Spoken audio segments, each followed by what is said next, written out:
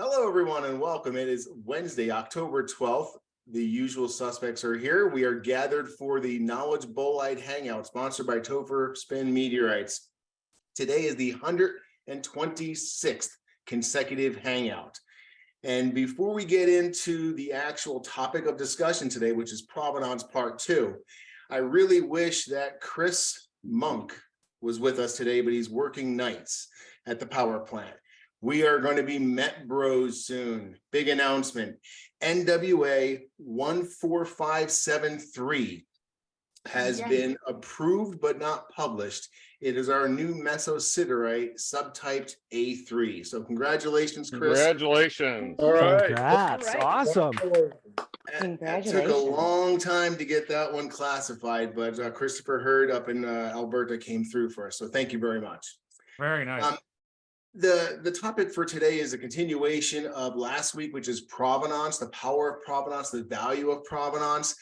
And last week we talked about provenance adding value to your meteorites in your collection. And we started that provenance with like Roberto, for example. He was out in Junction City, Georgia, hunting the newest fall. Well, right then and there is a perfect opportunity for a professional to start creating provenance for that meteorite.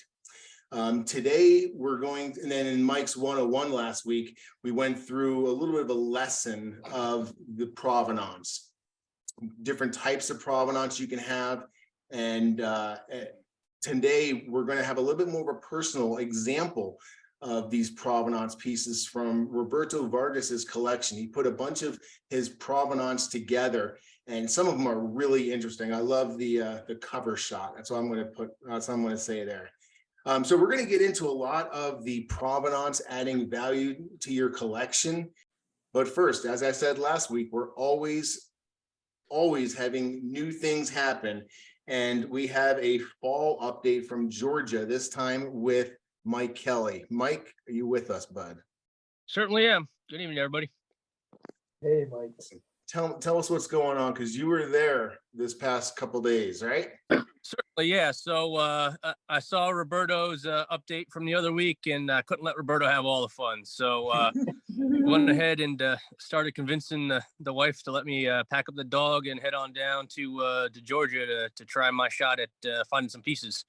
From Pennsylvania. So, Yep, from Pennsylvania. So on Thursday night after work, I packed everything up and I drove down to Maryland and picked up Derek Bowers down there, and him and I drove the 16-hour drive on down and got there on Friday morning and went right over to the impact site on the road and started hunting. So that piece that hit the road shattered and went all over the place. You know what, Mike? Let me ask you to stop for 1 second, because you know what? I just realized I have slides I can be showing all this time. So hold on 1 second. We're talking about the street impact. Certainly, yeah. I'm really sorry about that, my man. Awesome. Dude, when do you sleep? When someone else is driving or after I get home. Driving on down, I thought it was really interesting. I heard on the radio that they said that it was a full moon over that weekend when we were hunting, and it just happens to be the hunter's moon. That was too much of a fitting good omen.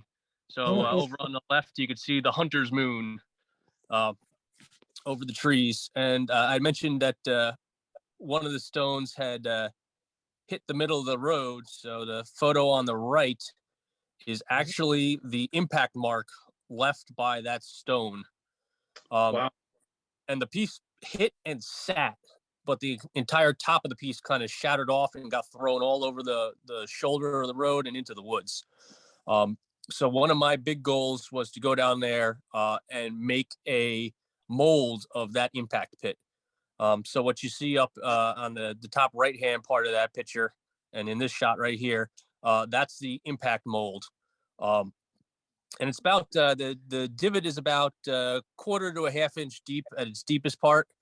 And it was really nice of the local gentleman who preserved it to let me go ahead and spend about 4 hours mixing up casting silicone and molding it. So that's that's the best piece that I found while I was down there. That's a 2.56 gram crusted fragment. And I can show you that one in a little bit. We had talked about in the provenance section, doing all the right things, getting your cube down, getting grid coordinates, getting in situ photos. So unlike the Cranfield fall, this time I had my wits about me and stifled my excitement and went through the full process. So that's not moved, exactly how it was found. Wow. And this piece, that's a close-up shot, but there's brambles all around that piece, and my head is stuck in a bush, basically. So you really, for some of the better fragments off the sides of the roads and the woods, you had to be down on your hands and knees and really searching. How did you even see that? Cool. It really this fall, the contrast, the gray interior really stood out on those. Oh, I mean, it was pretty easy to visual the decent size fragments. Derek and myself drove down and we hunted a couple hours on Friday, and then I drove up to Atlanta and picked up Roberto from the airport, and we hunted as a team. Jody and Cameron were there. Ari and his wife Ileana were there, and so we had a good turnout, and we hunted as a 7-person team. And if you go back one image, one of the things I told Roberto in the drive after I picked up, I said, if we find something, I knew he had ordered a custom cube with his logo on it, and I had ordered a custom cube with my logo on the same day. So I said, if we find anything, we got to get those cubes in that shot. So there it is. That's actually sitting on the patch where the impact was. So it got backfilled with concrete, and those are the 2 bigger finds. The top one is Derek Bauer's find. You can see the scuff marks on it. And the bottom one was Ileana's find. So the top one's a 13 gram. The bottom one was a 21.1 gram. And the other big piece, well, kind of big piece that was found was the 2.56 that I found. So those were kind of the 3 biggest pieces we turned up on a weekend of hunting.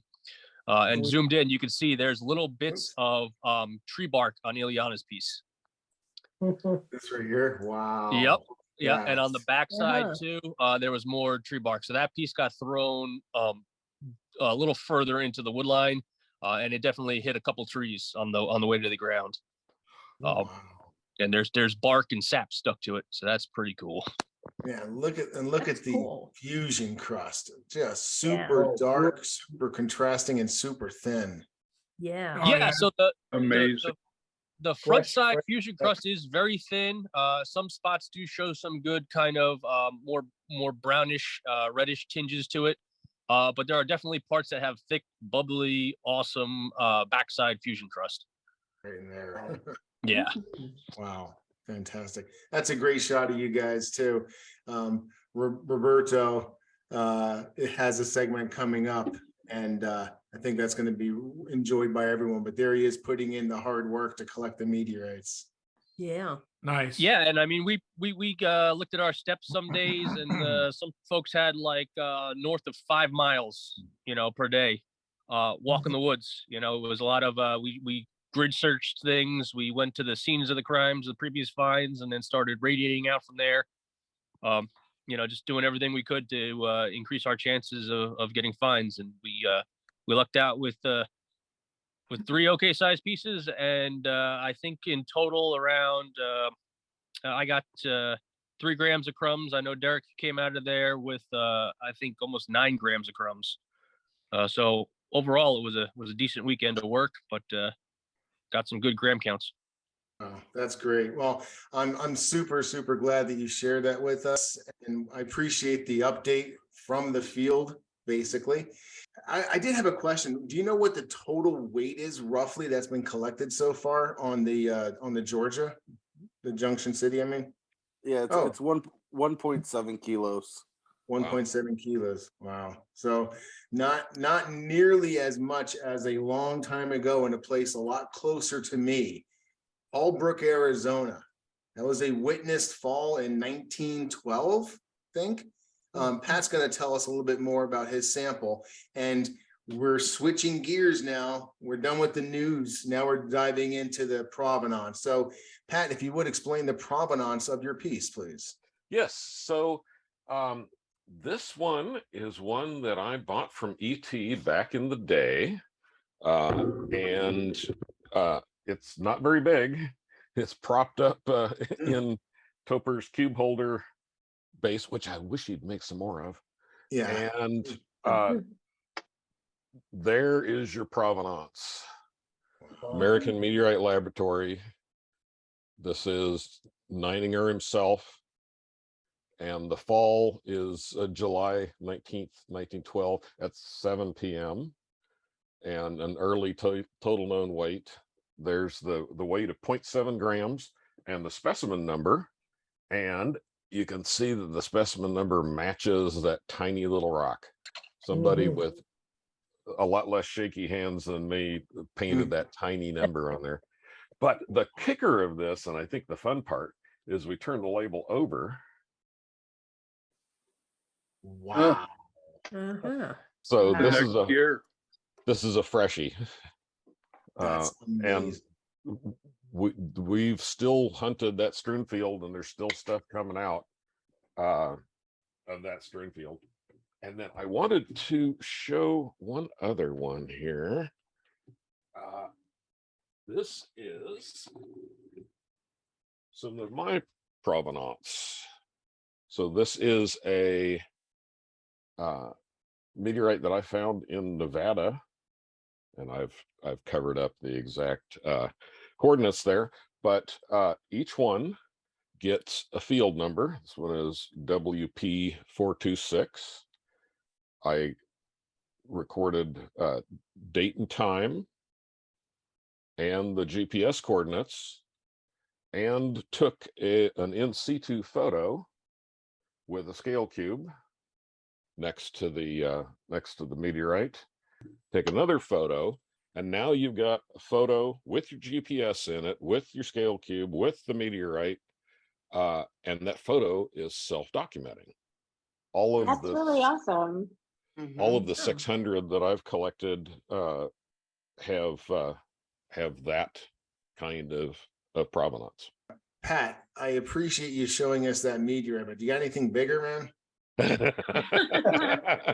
I do have a couple of bigger ones. Look at this one. So there you're looking at 151.0 pounds of Gibeon from Namibia. That meteorite is not upstairs in my lab. It is downstairs because I'm not tough enough to huff it up the stairs anymore. And I actually set this thing up on this wood carving table, which is about 4 feet tall. And we recently had an earthquake here in Santa Rosa. And first thing I did when I jumped up was I ran downstairs and made sure the Gibeon was still on top of the wood carving table, because that sucker would go right through the floor. I was going to say, this is the provenance show, man. This is the provenance part. So this one was actually exported from Namibia by Edwin Thompson himself. And so it shows the weight and such. This was way back when certificates of authenticity for meteorites were not a thing. And here's the receipt. And the important part here is it shows the date of sale. Gibeon has become a tough one because Namibia has outlawed them leaving the country anymore. And so being able to prove that one left the country before June of 1994, I'm free to sell it without any potential hiccups or interference from the Namibian government. Like that's a great example of a meteorite that is okay to own only at a certain date.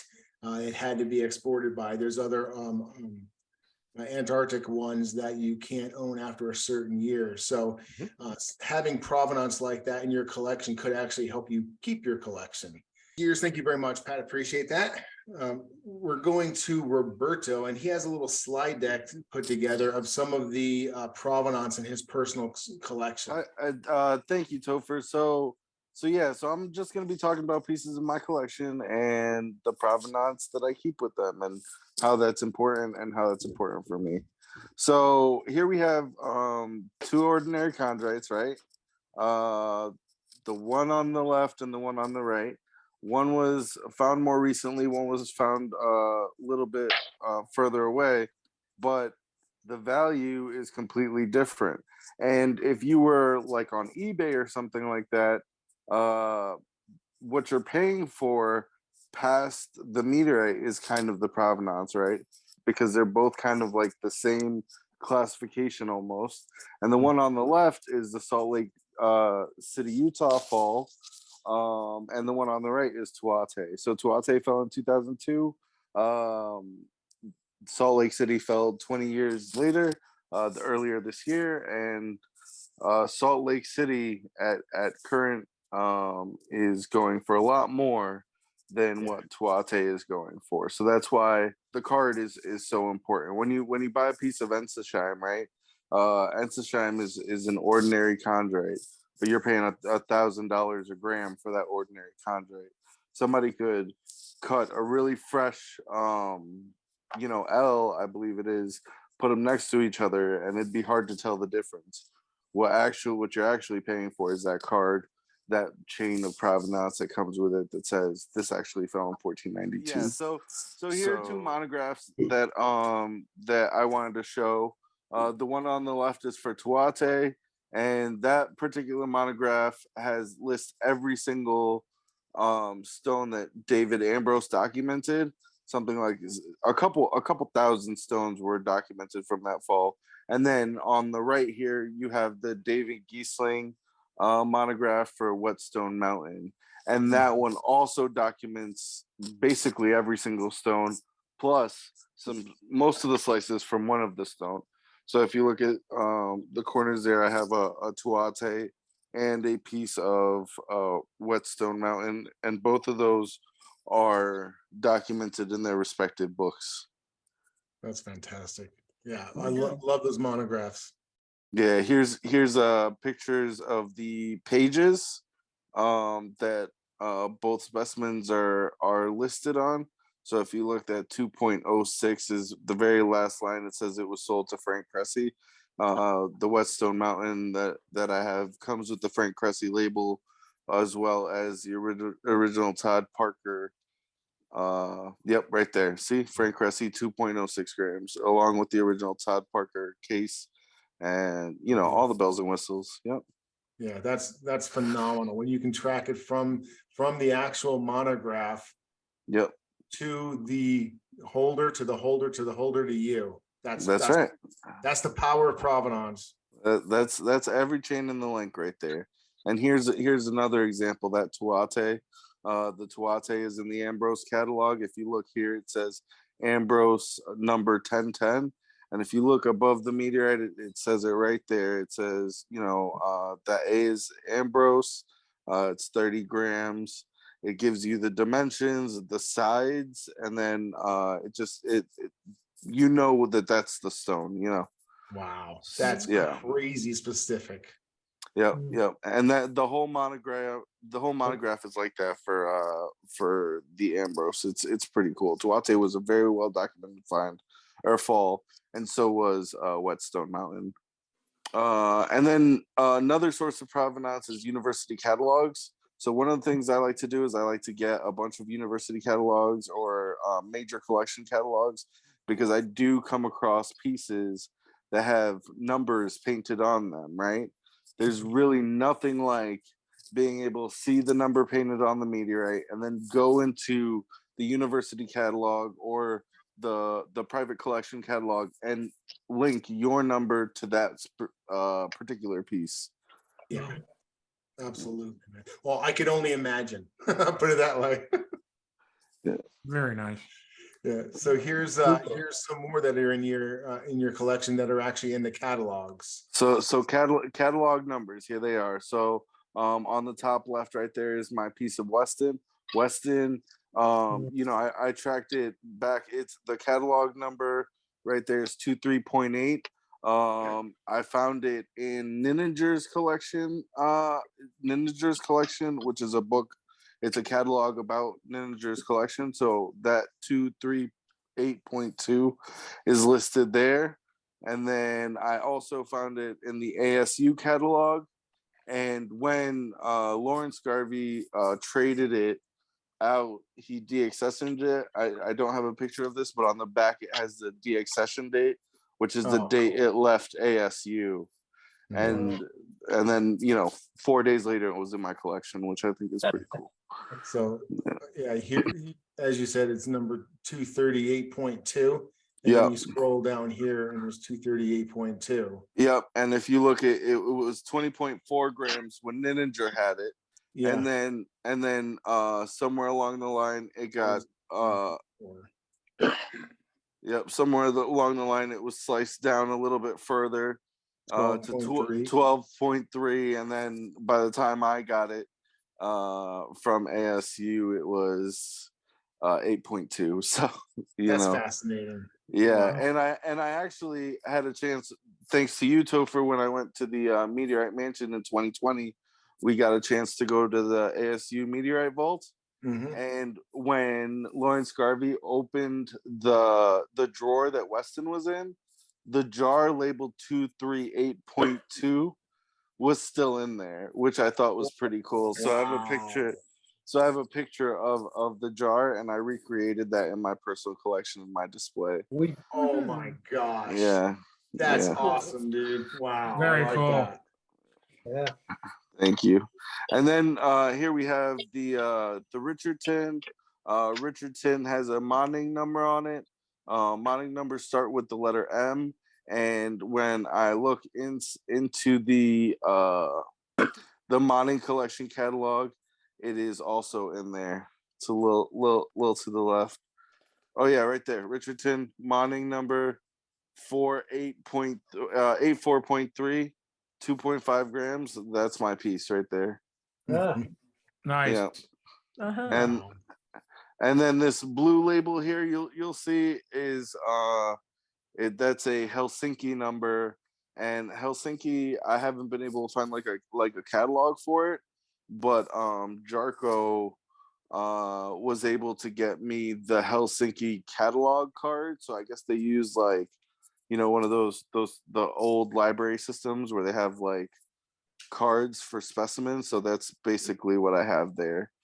And my piece is listed there, but that blue label with the white lettering is very it adds value because it's a historic label and it's a historic number, but it's also very iconic for Helsinki. We have famous collections in here, but basically this is the Bendigo meteorite. Bendigo is really cool because the majority of this meteorite is in the National Museum in Rio de Janeiro, I believe. And there was a huge fire there like a few years back, and they thought for a couple days they thought they had lost the main mass. And then come to find out it was so big that it wasn't, it was mostly undamaged. And Bendigo, for the most part, you find in shale in collections and stuff like that. This piece was actually cut off of that main mass. It's pure iron, so it's, I mean, not pure iron, it's siderite, so it's not like it's not shale, and that's really rare and stuff like that. And if you look, the source says Schwade, and I have the Jim Schwade catalog of his personal collection, and you can see in the back, clear as day, 48 gram part slice. It's got the whole provenance listed there too. This one was my favorite right here. Paragold. Yeah. What better, we were talking about what better provenance can you have of your meteorite? Last week we had one that was on the news. Now we have one that the COA is actually on the front of a book. Yeah. So this is a really cool piece. So the COA is a Roy K. Marshall COA. Roy K. Marshall, like is an old-time famous collector. He was director of a planetarium, wrote books about meteorites. And if you look in the left there, that is actually a letter from Nininger to Roy K. Marshall, where he talks about this particular piece and a number of other pieces that he was selling him at the time. And I mean, I've read this letter, a bunch of times, and it reminds me of when I'm selling meteorites, when I'm talking to people or about meteorites, and I'm like giving them the rundown about like, where these came from, like if I think they're really great specimens and I think they're stable. So you can kind of like hear Nininger, from 1944. I think this letter was written in 1944. And if you look, it's, it went from, it's this for being as old as it is, it's got a short chain of provenance, right? It was Nininger, Roy K. Marshall. It was temporarily in a collection in Florida, and then sold to Frank Cressy, and then Frank Cressy sold it to me, traded it to me actually. But like I said, it's on the cover. The COA is on the cover from Weston and Creston.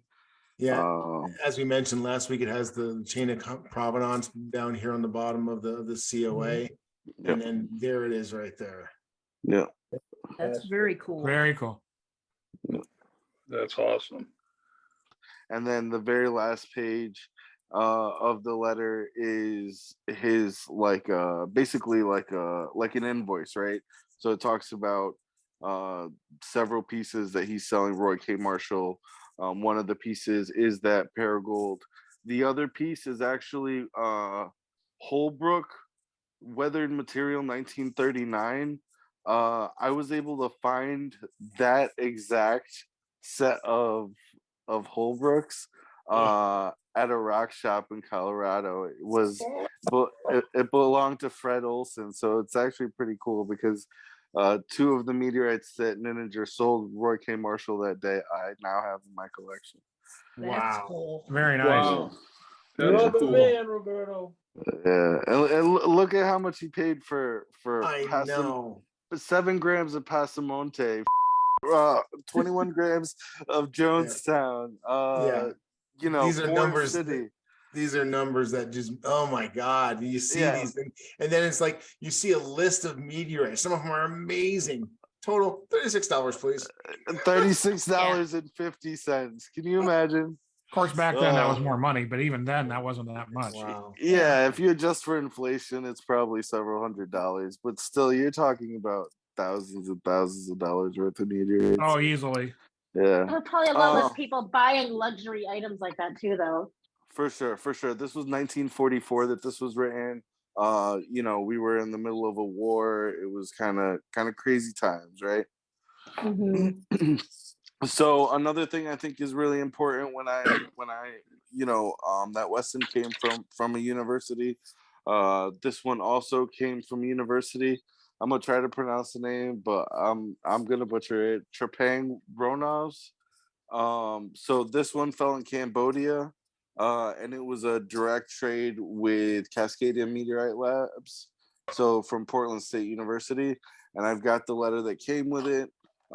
This one doesn't have a number exactly written on it, but it does have the catalog number and the letter there. There's only about, I think, 3 pieces of this in private collections. I know Rob Wessel owns a large mass. John Shea sold his small piece, and now this third piece was deaccessioned from the university, and it's the third piece in private hands. The rest of it is owned by Cascadia. So Fantastic, man. yeah, and there was actually an article in Meteorite Times about that. Another thing I always keep is receipts and PayPal invoices. Like Pat said, those are important. They have dates on them. If for any reason at some point meteorites become illegal to own or whatever, things like that usually have like a grandfather end date. All of these things are dated documentation of when and how I acquired the pieces, and they're important parts of provenance, right? So this is Claxton. This fell in Georgia. It hit a mailbox. Really big deal. Pricey stuff. So this piece originally belonged to Ann Black. And then it was sold to Blaine Reed. And I got it from Blaine. And it's got, the prices. I blocked them out here. But you can see the price steadily rise as time goes on. Okay, all right. So here we have my Buzzard Coolie. It's 40.2 grams. Beautiful, fully crusted individual. And for those of you who don't know, exporting meteorites out of Canada, there are two ways to do it. There's a legal way and an illegal way to do it. And it's really important that when you buy pieces that you do it ethically. And one way to prove that you've done that is doing your due diligence and getting proper provenance. So in this case, this piece was sold to me. It came with the export document that shows this was one of these pieces. It was exported. It's got the export date. It's got all the permission, who was exported to, the card matches who it was exported to, and now I have it. So and this it would be important for something like Canadian Falls, Australian Falls. Any place that really regulates the export of meteorites, you want to have a document like this to like cover yourself in case anything ever happens. So this is in this slide, I just wanted to show you guys how I keep my records. So I keep them electronically, but I also keep them in a binder. So when I get a new COA, I put them in alphabetical order in a binder. So every piece of documentation that I have every physical piece is in a binder like this. You'll see my electronic records and provenance. So here I have an example of how I document everything. I've got the name, the classification, all the other pertinent information, and that second to last column right there, that's all provenance. So that's who I got the pieces from. That is fantastic, dude. Very nice. You have Very a nice. Thank you. collection, Very and cool. a lot of it is really historical, witness falls and stuff like that, where the Mhm. provenance is really, really key. So thanks a yeah. lot for sharing that with us. Really appreciate it, buddy. Yeah. Thank you for giving me the opportunity to show it off, guys. All right, we are going to go to show and tell now with Carl. And for those who do not know about Hoba, Hoba was discovered in 1920, and it was discovered by a man plowing his fields, like many meteorites have been discovered. The gentleman's name was Jacobus Britz. The bulk of samples collected sit in the Grootfontein Museum in Namibia. But in 1929, on the 5th of September, there was a expedition down to Namibia to see the Hoba meteorite. And this was directly following the International Geological Congress of 1929. Leading the group was L.J. Spencer, the mineralogist from the British Museum of Natural History. And he collected several specimens from that particular expedition, a piece of which is in my collection. This was a piece that was deacquisitioned from the British Museum. It was later sold to a private individual. Now, the private individuals, I do have the documentation for him, but that is from an estate that was purchased by Jensen Scientific. However, there is the British Museum tag, originally 1929, then they recataloged in 1963. So you see two dates on the actual museum card. The specimen weighs about 1.77 grams. There was a article published in the Journal of Mineralogical Society, as you see, in March of 1932, about that expedition. And the gentleman, which is the second one from the left I see here, is the gentleman himself, L.J. Spencer. He's the one that collected this particular piece. most of the pieces, like I say, are in Namibia, but there are quite a few at the British Museum. He did make a mention about the expedition. I'd like to just read a quote from himself, L.J. Spencer, on the scene in 1929. He goes on to say that here we see the mass is surrounded by a thick layer of scale, which has obviously been formed by the weathering of the iron. This iron shale is well exposed in the sides of the pit that has been partly dug around the mass. It has a thickness of 1 foot and shows a lamination parallel to the adjacent surface of the unaltered iron from which it is sharply separated. The scale is dark brown to black with a dark brown streak and is slightly magnetic. Shows some green nickel staining and is seamed with calcium carbonate from the surrounding surface limestone in which the mass is embedded. The meteorite has the form of a roughly rectangular block with its large upper surface level with the surrounding ground. A dozen people can easily walk about on the level surface of the meteorite. My own measurements taken by myself in September of 1929 are 295 by 284 centimeters or 10 by 9 feet on the large flat surface with a thickness of at least 111 to 122 centimeters. From these measurements, I calculated that the weight of this mass to be around 60 metric tons. So he was the one that first did the accurate measure of the Hoba meteorite. So having a piece collected by him of the Hoba, I find to be quite nice to be the, maybe like the, I think looks like a third owner of this piece. That's really cool with the museum label to go with it. So an historic expedition to the largest meteorite, and you actually have a piece of it with museum documentation. Appreciate you sharing that with us. Thank you. We are going to Mike Kelly now. He has a few pieces in his provenance collection to share with us. So Mike, whenever you're ready. So I just wanted to talk about 2 pieces real quick. The first one is making provenance work for you. So I'm going to flip this around and tell you a quick little story. So this is a piece of Julesburg, Colorado. Nothing overly too special about this. I like this piece because it landed in a landfill, so it was a dump find. You can see the number on there. That's a Reverend Steve McLean number on there, and this is a good case of where provenance works for you. So this is the document that came with it, and this is, you can see it's from the desk of Reverend Steve McLean, and this is when he purchased this piece, and you can see he highlighted the Julesburg. But while I was reviewing this document, I noticed something else. And I'm a type collector, and it says right down here, Eagle Station Palisite.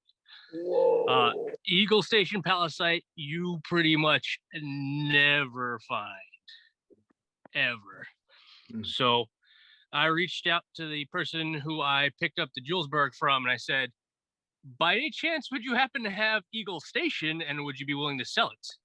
And that resulted in this. Oh my goodness. Oh, God. So I was able to go ahead and pick up Eagle Station in addition to the Julesburg. Very nice. that is beautiful, man. Yep. Making it work for you. Love it. Yeah. Like I said, nice. those old documents can be very important to further your collection. The other one I wanted to show real quick was a Franconia. There's over 100 kilos of Franconia. So Franconia, for the most part's easy to get, not overly expensive, American find. This one had a number on it and no explanation at first. So you can see JG0136. I did a bunch of homework, talked to some collectors of meteorites that usually have labels on them, and I was able to track this back to being a John Williams piece, who was one of the early hunters of that strewn field. So that's his 136th find. And it's nice to have a piece with a number on it. And I was able to backtrack the history a little further. It went from John to Bob Haig to Mr. Jacques Shabbat, and then on to me. So I closed off the chain of provenance all the way back to the finder and figured out what that number was. Very cool. That is awesome.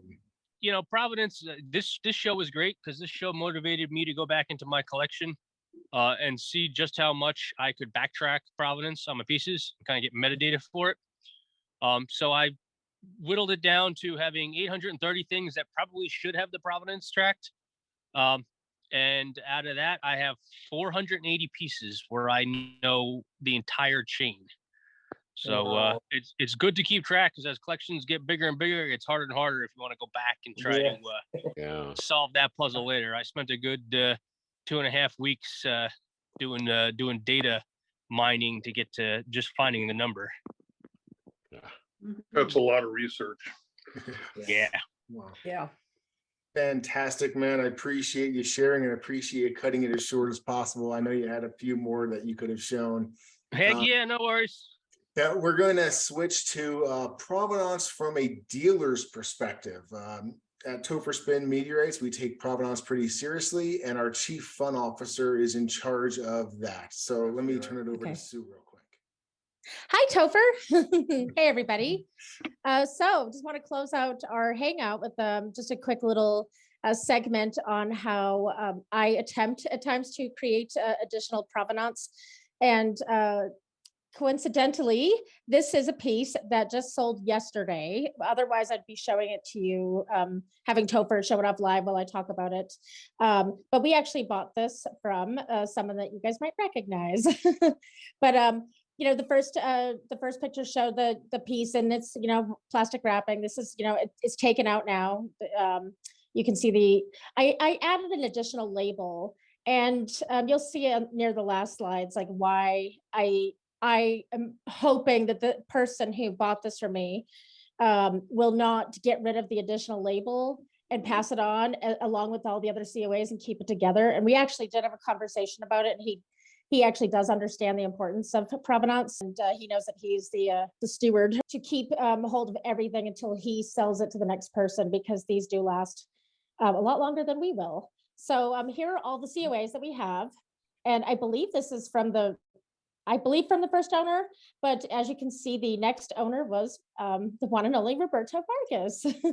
And then you can see our COA, and then in the back, that's the additional label that I created, hoping that, you know, it would just inspire the person to keep it all together.